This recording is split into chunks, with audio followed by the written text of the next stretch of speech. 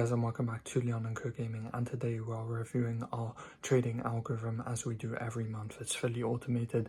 So yeah, markets have gone crazy this month. The S&P is up like 10%, but yeah, hopefully our algorithm has beaten it. So as usual, first of all, we'll be reviewing how our algorithm performed in the last month compared to the S&P, and then we'll show you the update to the website. As I have, well, I'm in exam season right now, I haven't done any changes to the website, so yeah, we'll just quickly update it. I have changed the back end, so I may go through some like technical details there, but yeah, main point of this review is just to see if we've beaten the S&P, because yeah, as I said, it's been a crazy month. So yeah, let's get into it. Let's see how our algorithm performed last month compared to S&P 500.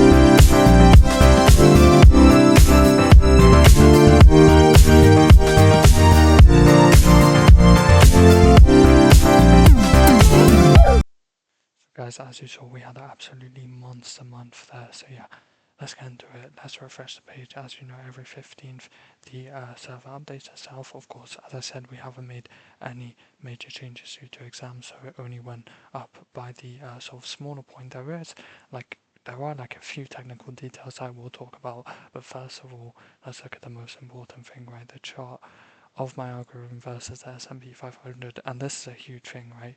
The S&P has been beating us since May of last year, so this is May 2024. We've been running this since January 2024.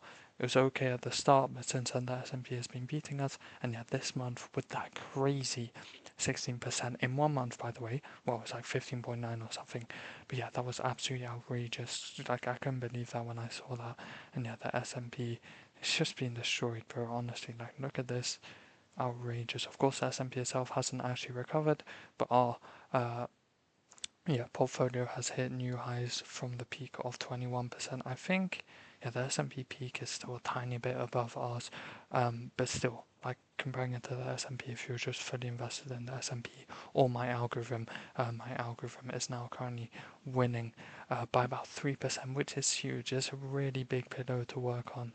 I mean, here you can see the difference was, yeah, it was 2%. So hopefully we can maintain this now, and the goal is that my algorithm will never ever be beaten by the S&P 500 again.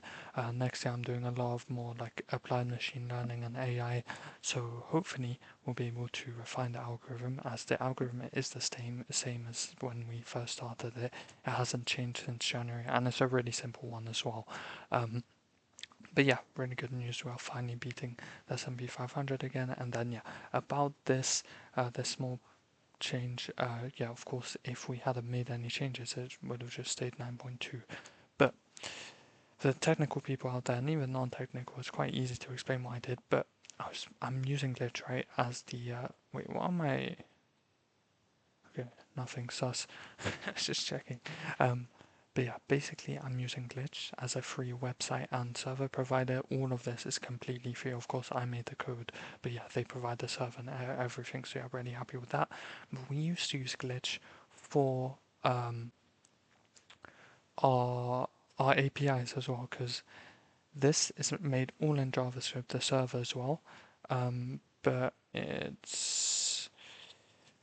I think I can show it to you now. So this will take a really long time, as yeah, because I'm on the free side of Glitch, it does take a while to load. But before we're using Glitch itself as an API as well, because my backend is in Python for like different queries, whereas my server side is in JavaScript, and you can't have two languages in the same one. So for this, everything is JavaScript, but we also have a Python API, and I think it will work here, or I'll show you. But the glitch project now had issues. The API we were using, we were hitting like really weird issues with the Yahoo Finance library, which we use for quite a lot of stuff on the website. And the biggest problem we're having is with the dividend side.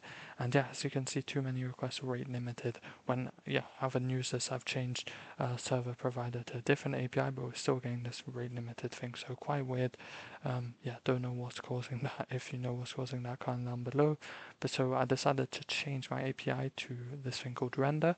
So exactly the same code. I just had to copy paste my API code into render, and just deployed it, and we never hit this issue again. You can see it's being used quite a lot. Of course, it's just an API, so it's not giving like a huge amount of data. So this could be like, oh, no one's using the website, but no, this even 0.1 megabytes is quite big, because this is nothing, right? It's like 0.0001 megabyte. So it's quite a lot of queries. You can see this is when I first implemented it. I tested it a lot. Since May 8th, it's been running in the background.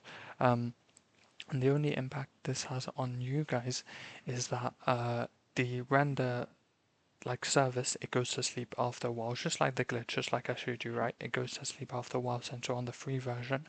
So if you first sort of load the website, and a lot of people are here for the earnings, for example. So, not that one. Let's say you go, whatever day, it doesn't matter. But you'll see now, it's pretty much instant, right? You see how that came. But if you are the first user to load the website in, I think, an hour, this will take like about 50 seconds to initialize, I think is what they say. Because we're on the free version, as I said. So if you're the first user to use my website in about an hour, expect it to take 50 seconds to load up. What I did do, which was quite clever, is whenever you load up the site, my site immediately puts a request to the render server to wake up, even if you haven't done anything. So I'm trying to shorten it a bit, but a lot of users now, they use my website, they're only here for one or two things, so they may refresh, go instantly to earnings, do this really quickly, or just sign in and fetch earnings for that day, which is even faster. And so there may be a small wait time, but don't be worried, nothing is broken. And sometimes if you do it really fast, the request actually times out after a certain time. So like hypothetically, let's say this didn't load up right. After about 50 seconds, I just say refresh the page or go to home and do it again. Send a new request to the render service, and then it will work 100%. But if you have any problems with the website, just comment down below. There's also my Instagram, LinkedIn. You can contact me by email, share feedback, etc. So look at this contact us page. No, the image is gone. Rip. But there's an image of me at LSE, but I don't know where it's gone. But I think clicking it, it just brings you to email. Let me not show any of that. But that's the video, guys. So happy that we beat the S&P 500 basically, and just a really, really good update, to be honest. I also explained the sort of technical side, tried to explain it in English for you guys. This is the code, by the way, is huge. Like the code base is absolutely enormous. But really exciting stuff coming up. Of course, I'm in exam season right now, so can't really do anything. And then I have my internship right after. But next year, definitely stay tuned for potential revisement in the algorithm. And if the algorithm does really well, you can now use Trading 212 APIs, I believe, to link pies and automatically update them. So this algorithm, the new algorithm, my current algorithm does about 600 stocks per month out of 10,000 it recommends to buy.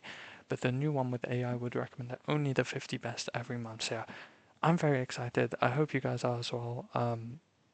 Just crazy, crazy good news. Finally beating the S&P and getting on top of it.